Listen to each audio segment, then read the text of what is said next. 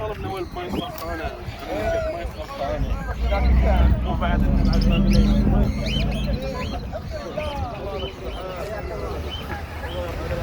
الله يعافيك.